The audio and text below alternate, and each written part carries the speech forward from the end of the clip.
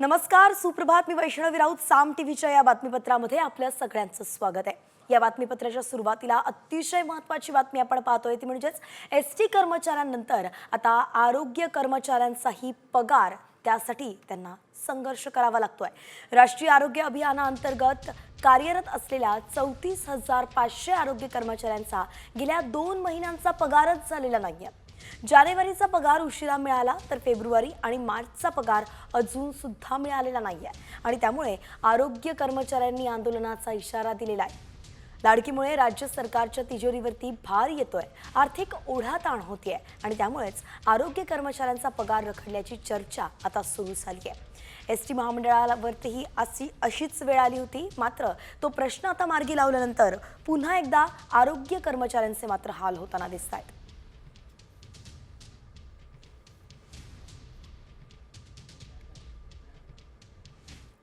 तर ओयोचे मालक रितेश अग्रवाल यांच्यावरती गुन्हा दाखल करण्यात आलेला आहे.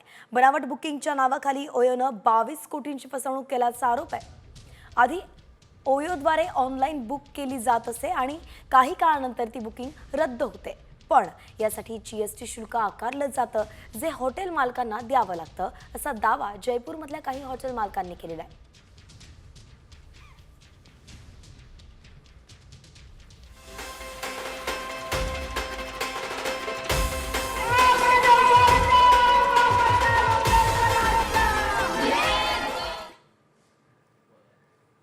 आणि यानंतर आपण वळतोय टॉप 50 कडे. आज डॉक्टर बाबासाहेब आंबेडकरांची जयंती आहे. त्याच संदर्भात नेमकं देशभरात ही जयंती कशी साजरी केली जाते त्याचाच वेगवान आढावा घेऊया. नागपुरात मध्यरात्री 12 वाजता डॉक्टर बाबासाहेब आंबेडकरांची 134वी जयंती ढोल ताशाच्या गजरात साजरी करण्यात आली.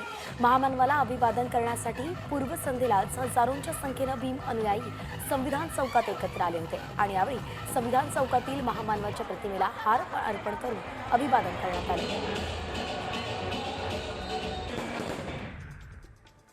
युवासेना प्रमुख आणि आमदार आदित्य ठाकरेंनी मध्यरात्री मतदारसंघ वरळीत आंबेडकर जयंतीनिमित्त डॉक्टर बाबासाहेब आंबेडकरांना अभिवादन केलं. यावेळी आदित्य ठाकरेंनी ढोल वादन सुद्धा केलं.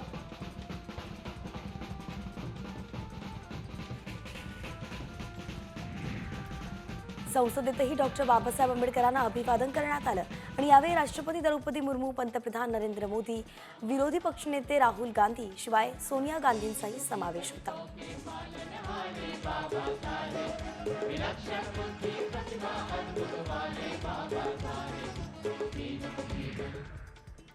उल्हासनगरमध्ये भारतरत्न डॉक्टर बाबासाहेब आंबेडकरांची आज 134वी जयंती आहे आणि त्यांना अभिवादन करण्यासाठी रात्री 12 वाजता अनुयायांनी मोठी गर्दी केली होती. उल्हासनगर महानगरपालिकेच्या प्रांगणात बाबासाहेबांच्या पुतळ्याला वंदन करण्यासाठी हजारो अनुयायी जमले होते. त्यांच्या सोयीसाठी पोलीस प्रशासनानं चोख बंदोबस्त केला होता.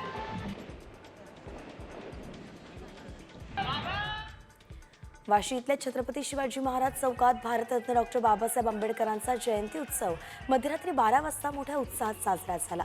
फटाक्यांची आतषबाजी करत डॉक्टर बाबासाहेब आंबेडकरांच्या पुतळ्याचं अनावरण करण्यात आलं आणि यावेळी अनुयायांनी आंबेडकरांना त्यांच्या जयंतीनिमित्त अभिवादन केलं.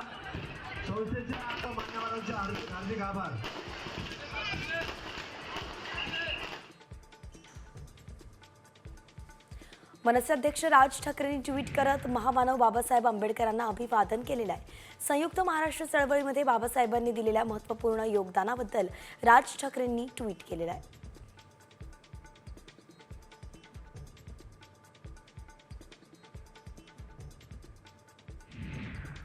अंबरनाथमध्ये भारतरत्न डॉक्टर बाबासाहेब आंबेडकरांच्या 134व्या जयंतीनिमित्त त्यांना अभिवादन करण्यासाठी अनुयायांनी मोठी गर्दी केली होती आणि यासाठी अंबरनाथच्या विविध भागातून भीम अनुयायी वाजत गाजत नगरपालिका परिसरात आले. बाबासाहेबांच्या पूर्णाकृती पुतळ्याला वंदन करण्यासाठी हजारोंचा जनसमुदाय रस्त्यावरती लोटल्याचं पाहायला मिळालं.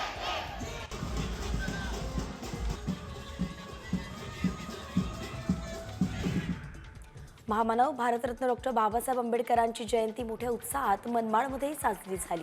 मध्यरात्री 12 वाजता बाबासाहेबांच्या पुतळ्याला पुष्पहार अर्पण करण्यात आला आणि यावेळी शहरातील विविध भागातील कार्यकर्त्यांनी एकत्रित येत बाबासाहेबांना अभिवादन करण्यासाठी गर्दी केली.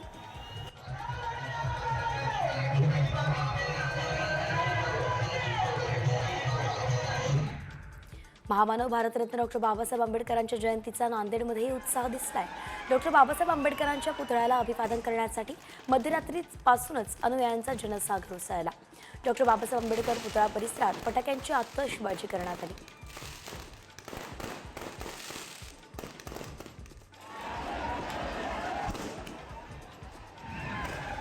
यवतमाळमध्ये राहुल गुल्हाने या युवकानं पिंपळाच्या पानावरती डॉक्टर बाबासाहेबांची कलाकृती साकारली आहे आणि या कलाकृतीला साकारण्यासाठी ॲक्रेलिक कलर्सचा त्याने वापर केलेला आहे। राहुल गुल्हानेनं आंबेडकरांची ही कलाकृती अतिशय सुंदर पद्धतीने साकारली आहे। तर वाशिममध्ये डॉक्टर बाबासाहेब आंबेडकर चौकात बाबासाहेबांच्या अनुयायांनी रात्री फटाके फोडत केक कापत त्यांना अभिवादन केलं। विद्युत रोषणाईनं संपूर्ण परिसर उजळून निघाला होता आणि यावेळी अनेक नागरिकांनी गर्दी केल्याचंही पाहायला मिळालं।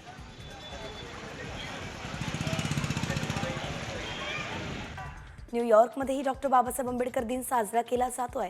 न्यूयॉर्क शहराचे महापौर एरिक ॲडम्स यांनी 14 एप्रिल हा दिवस आंबेडकर दिन म्हणून घोषित केलाय।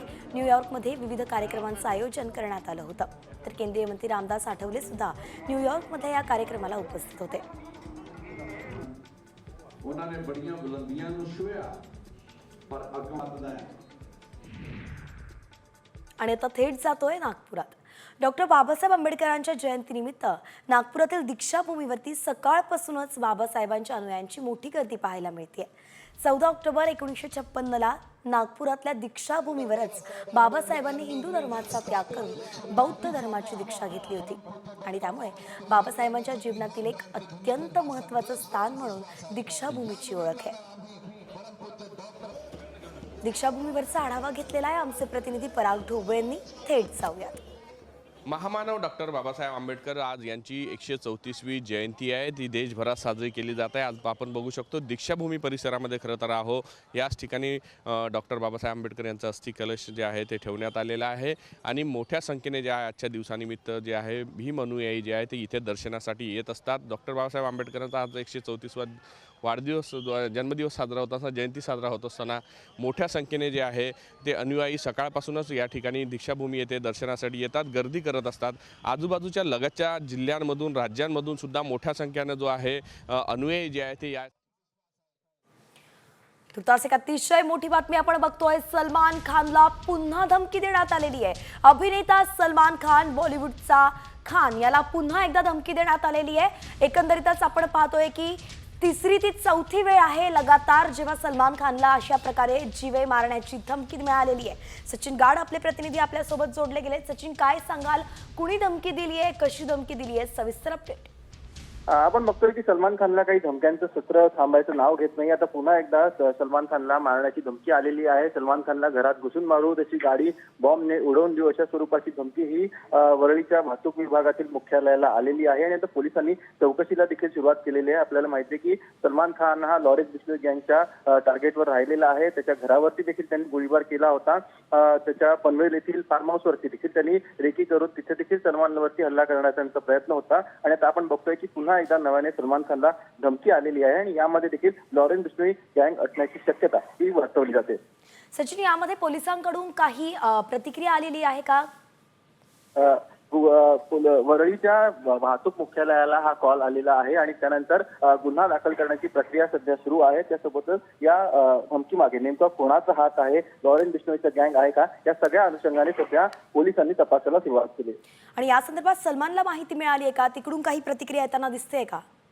अद्याप सलमानकडून कोणत्याही प्रकारची प्रतिक्रिया आलेली नाहीये। मात्र आपण बघितलं की मध्यंतरी त्याचा जो सिकंदर चित्रपट लॉन्च झाला होता तेव्हा त्याला विचारण्यात आलं की लॉरेन्स बिश्नोई गँगकडून तुला धमकी येत असतात, तुला हल्ला देखील झालेला आहे तुझ्यावरती, तर त्याबद्दल काय म्हणणं? तर त्याबद्दल सलमान खानने जेवढं देवाने माझ्या आयुष्यामध्ये आयुष्य लिहिलेलं आहे तेवढंच मी जगेन अशा प्रकारची प्रतिक्रिया देखील सलमानने दिलेली होती आणि आपण बघतोय की आता नव्याने सलमान खानला एक धमकी आलेली आहे। एकंदरीतच आपण पाहतो की सलमानला परत अशा प्रकारच्या धमक्या येत आहेत। सचिन, तुर्तास आपण जोडून राहा, ही बातमी आपल्या प्रेक्षकांना सांगतेय मी की सलमानला आता पुन्हा एकदा धमकी आलेली आहे, जीवे मारण्याची धमकी आलेली आहे आणि अशी तशी नाही तर घरात घुसून मारलं जाईल अशी आता धमकी देण्यात आलेली आहे। आपण जर बघितलं सचिन तर याआधी सुद्धा थेट त्याच्या घरासमोर रेकी करण्यात आली होती, बुलेट चालवण्यात आल्या होत्या म्हणून बुलेट प्रूफ काच त्याने घराला लावलेली आहे आणि अशात हे धमक्यांचं सत्र पुन्हा येतच आहे। तर नेमकं यामध्ये पोलीस प्रशासन कुठेतरी कमी कमी पडताना दिसतंय का? कारण की पोलिसांकडून एक ठोस पाऊल उचललं जात नाहीये, म्हणून अशा प्रकारे पुन्हा मेल्स येत आहेत का? आपण बघितलं की सलमान खानला जेव्हा धमक्या येत होत्या आणि त्याच्यावरती हल्ला झाला त्यानंतर सलमान खानची सुरक्षा ही वाढवण्यात आली होती. त्याला 24 तास हा पोलिसांचा बंदोबस्त असतो, पोलिसांची गाडी ही त्याच्या कॉन्व्हॉयमध्ये असते. एवढंच नव्हे तर सलमान खानचं वांद्रे येथील जे गॅलेक्सी अपार्टमेंटमध्ये सलमान राहतो तिकडे देखील मोठ्या प्रमाणात पोलीस बंदोबस्त असतो. आपल्या स्वतःच्या सुरक्षेसाठी सलमान खान आता स्वतः बुलेट प्रूफ गाडीमध्ये फिरतो. एवढंच नव्हे तर त्याने त्याच्या घराला बुलेट प्रूफ काच देखील लावलेली आहे. पोलिसांकडून सलमान खानकडून उपाययोजना करण्यात आलेल्या आहेत. मात्र हे जे धमक्यांचं सत्र आहे हे मात्र थांबण्याचं नाव घेत नाही असं हे आपल्याला स्पष्ट दिसून येतं. वरळी पोलीस स्टेशनमध्ये आताची धमकी आलेली आहे, मात्र त्याचं लोकेशन ट्रेस केलं गेलंय का, की एकंदरीत कुठून आलेलं आहे, कुठल्या राज्यातून ही धमकी देण्यात आलेली आहे, असं काही अपडेट आहे का या संदर्भातली? जो मेसेज आलेला आहे, कॉल आलेला आहे त्याला ट्रेस करण्याचे प्रयत्न हे पोलिसांनी सुरू केलेले आहेत. वरळीच्या वाहतूक पोलिसांच्या मुख्यालयाला ही धमकी आलेली आहे. त्यामुळे वरळी पोलीस स्थानकामध्ये गुन्हा दाखल करण्याची प्रक्रिया देखील सुरू केलेली आहे आणि जो कॉलर होता त्याला देखील ट्रेस करण्याचे प्रयत्न पोलिसांनी सुरू केलेले आहेत. आधीचे लॉरेन्स बिस्मिल गँगचे सदस्य पोलिसांनी अटक केली होती सलमान खानच्या घराबाहेर गोळीबार केल्याप्रकरणी. त्यांच्याशी देखील आता पोलीस पुढील काळामध्ये चौकशी करतील आणि आजच्या धमकीचा आणि लॉरेन्स बिस्मिल गँगचं काही कनेक्शन आहे का याचा देखील आता पोलिसांना आढावा घ्यावा लागेल.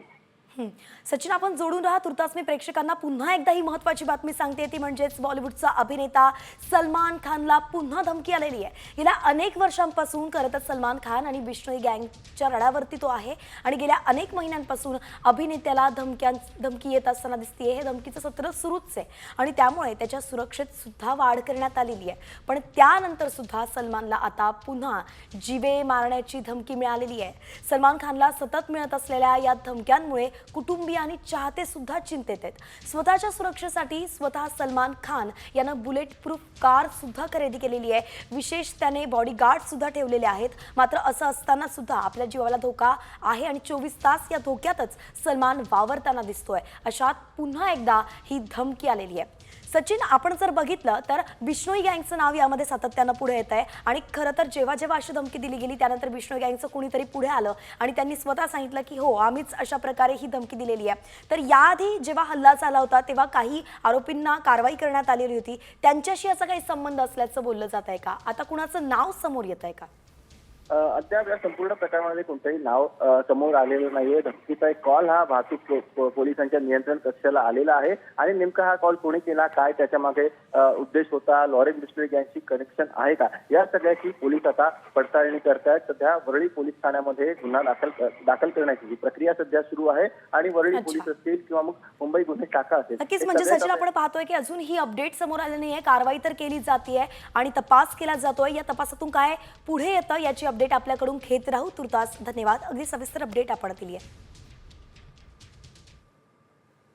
मी जगभरातील भारतीयांना आणि लोकशाहीवर विश्वास असलेल्या तमाम विश्वातील सर्व जनांना भारतरत्न डॉक्टर बाबासाहेब आंबेडकर यांच्या जयंतीच्या खूप खूप शुभेच्छा देतो. आणि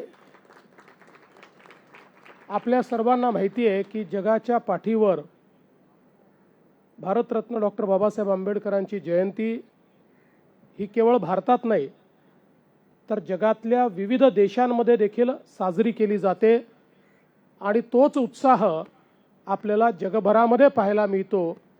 याचं एकमेव कारण भारतरत्न डॉक्टर बाबासाहेब आंबेडकरांनी जे कार्य या भारतामध्ये केलं.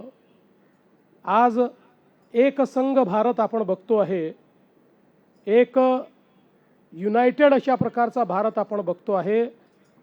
याचं श्रेय जर कोणाला द्यायचं असेल तर ते भारतरत्न डॉक्टर बाबासाहेब आंबेडकरांनी तयार केलेल्या संविधानाला आपल्याला द्यावं लागेल. आणि त्याच संविधानाची 75 वर्ष पूर्ण झाल्यामुळे संविधानाच्या अमृत महोत्सवाचं देखील आपण वर्ष या ठिकाणी साजरं करतो आहे. खरं तर या देशामध्ये भारतरत्न डॉक्टर बाबासाहेब आंबेडकरांनी केलेलं कार्य हे अतुलनीय अशा प्रकारचं आहे. आपण ज्याला म्हणतो की he was a nation builder. हा देश तयार करण्याकरता त्याचा पायवा तयार करण्याचं काम हे बाबासाहेबांनी केलं. आणि विशेषतः या देशामध्ये ज्या काही चुकीच्या रूढी परंपरा होत्या, ज्यामुळे मानवाला मानव मानण्यास तयार नव्हता, अशा सगळ्या रूढी परंपरातनं या देशाला बाहेर काढत समता या देशामध्ये स्थापित करण्याचं काम हे भारतरत्न डॉक्टर बाबासाहेब आंबेडकरांनी केलं आणि संविधानाच्या माध्यमातनं प्रत्येक व्यक्तीला जगण्याचा समान अधिकार दिला, प्रत्येक व्यक्तीला संधीची समानता दिली आणि प्रत्येकाची स्वप्न ही पूर्ण होऊ शकतील अशा प्रकारचं संविधान हे भारतरत्न डॉक्टर बाबासाहेब आंबेडकरांनी आपल्याला दिलं. आणि म्हणूनच देशाचे प्रधानमंत्री माननीय नरेंद्र मोदीजी म्हणतात की मला कुठल्याही धर्मग्रंथापेक्षा प्रिय जर काही असेल तर ते भारताचं संविधान आहे, कारण भारताच्या विकासाच्या वाटचालीमध्ये, विकसित भारत घडवण्यामध्ये जर कोणाचा मोलाचा वाटा असणार आहे तर तो या भारताच्या संविधानाचा असणार आहे, असे आपले बाबासाहेब या ठिकाणी होते. एक अत्यंत